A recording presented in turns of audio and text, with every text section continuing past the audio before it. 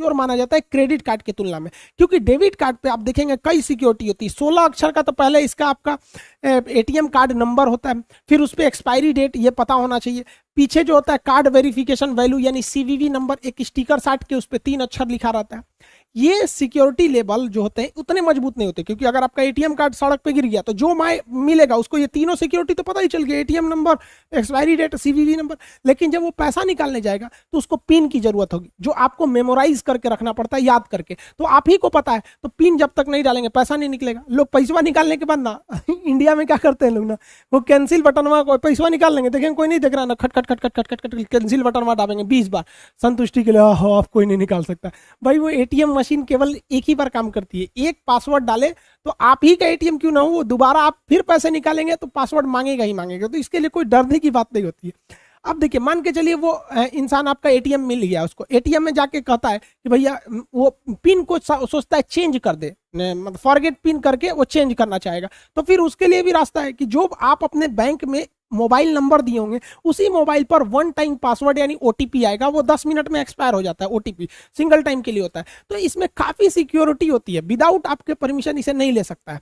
लेकिन credit card में security थोड़ी सी मतलब कॉम्प्रोमाइज हो जाती है। अब हम क्रेडिट कार्ड को समझते हैं। क्रेडिट कार्ड क्या चीज है? पहले के जमाने में हमें लोन लेने के लिए अपने रिश्तेदार या फिर ऊंचे दाम पर जो ब्याज पे देते हैं लोग, महीने का 5% 10%, वहां से लेना होता है, जबकि बैंक काफी सस्ता लोन देती है। अब आपने गांव में लीजिएगा 5% वो हर महीने ले लेगा, साल भर में 12-50-60% ले लेगा, और जैसे बैंक में जाइएगा तो 10 से 12% वो साल भर का लेती है। तो बैंक का लोन काफी सस्ता होता है, लेकिन लेने में बहुत झमेला होता है, 15 से 20 दिन लग जाएगा। अब आपको 50,000 रुपए की जरूरत है, एक हफ्ते में आपको जरूरत है, तो आपको एक हफ्ते बैंक में मैनेजर का चक्कर काटने में लग जाएगा। फिर वो कहेगा मोर्गेज दो, इसके बदले में कुछ सिक्योरिटी रखो, गहना रखो, या फिर मान के चले जमीन, गाड़ी, या सब बड़ी सब ताम झाम होता है, 15-20 दिन लगा देता है, और उसके बाद से घूस घास लेना पड़ता है। तो इसी सबको सुलझाने के लिए एक ऐसा फास्ट फॉर्मूला निकाला गया कि हचाक से आपको क्या मिल जाए, लोन मिल जाए, कर्जा।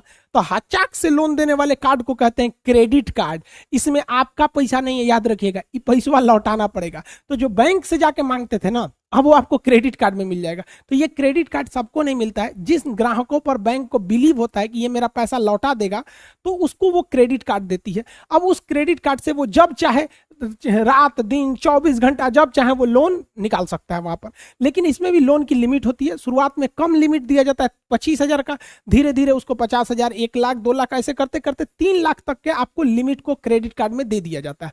तो आप बिना बैंक में गए, बिना अपने रिश्तेदार से मांगे, बिना किसी को ब्याज दिए हुए आप घचाक से पैसा निकाल सकते हैं क्रेडिट कार्ड की मदद से। और 30 से 40 दिन तक आपको इस पर एक भी रुपए ब्याज नहीं देने पड़ते हैं। अब ये डिपेंड करता है अलग अलग बैंकों के रूल पर कि वो 30 दिन दे रही है, 40 दिन, पैसे के अमाउंट पर भी डिपेंड करता है, ज्यादा पैसा है या कम पैसा है, मतलब ओवरऑल 30 से 40 दिन रहता है।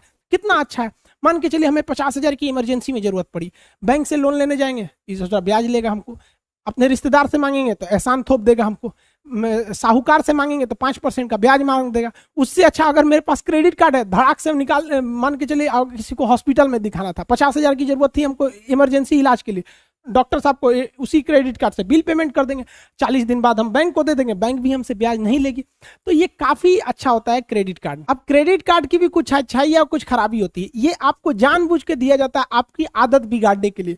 अब इसकी कुछ अच्छाइयां समझते हैं। देखिए, क्रेडिट कार्ड में हमें कैशबैक अक्सर मिल जाते हैं, ऑफर कि आप 100 रुपये का सामान खरीदिए, 10 रुपये कैशबैक मिल जाएंगे। तो डेबिट कार्ड की तुलना में क्रेडिट कार्ड पर ज्यादा ऑफर मिलते हैं। इसके साथ ही इस पे कुछ रिवार्ड्स पॉइंट्स मिलते हैं, और अक्सर ऐसे ऑफर आता है कि अगर आपको क्रेडिट कार्ड के 100 पॉइंट्स हैं तो आप ये सामान खरीद के ले जा सकते हैं। तो पैसे नहीं, उसे पॉइंट्स चाहिए। अब ये पॉइंट कैसे आते हैं? तो पॉइंट्स को अर्न किया जाता है। जैसे आप जब भी क्रेडिट कार्ड से कुछ शॉपिंग कीजिएगा तो आपको 2-4 पॉइंट्स मिल जाएंगे, कभी जहाज का टिकट बुक करिएगा 10 पॉइंट मिल जाएंगे। तो ऐसे ऐसे पॉइंट कलेक्ट करके अगर आपके पास 100 पॉइंट हो गए तो आपको तो 100 पॉइंट खरीदने के लिए पैसे नहीं ना देने पड़े, आप किसी और चीज को खरीदे थे, वो आपको ये ऑफर दिया था। अब जब ये कलेक्ट हो गया तो इसका यूज करके आप कोई और चीज भी ले सकते हैं। इसके साथ आपको कभी कुछ बोनस कूपन मिल जाता है, साथ ही कभी फ्लाइट टिकट या फिर कोई भी बुकिंग कीजिएगा क्रेडिट कार्ड से तो ज्यादा सस्ता होता है, डेबिट कार्ड से थोड़ा महंगा होता है।